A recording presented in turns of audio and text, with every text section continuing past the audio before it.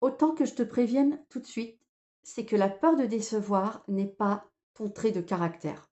C'est un mécanisme de survie et tu crois que c'est juste ton hypersensibilité.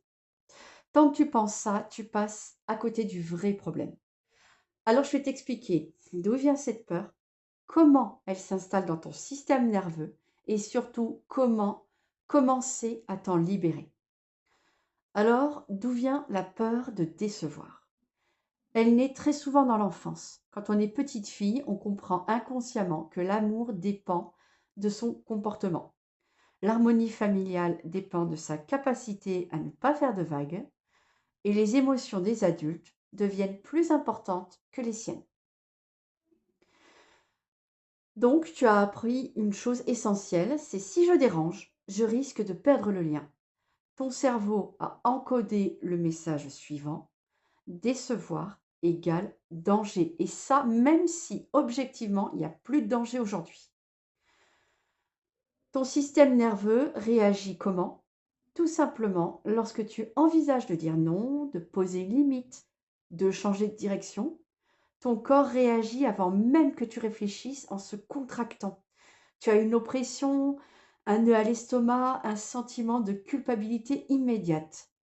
Et pourquoi? Parce que ton système nerveux associe toujours le conflit à une menace de perte d'amour. Alors c'est pas rationnel, mais c'est un réflexe qui est archaïque. Et tant que ce lien interne n'est pas déconstruit, tu continues à t'adapter.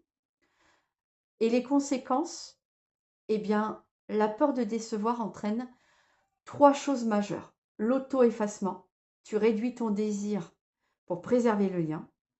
L'hyper-responsabilité émotionnelle, tu crois que c'est à toi à gérer le ressenti des autres. Et la perte d'alignement, tu prends des décisions qui sont basées sur la peur et non pas sur ta propre vérité. Résultat, tu es fatigué, tu as du ressentiment, tu perds confiance.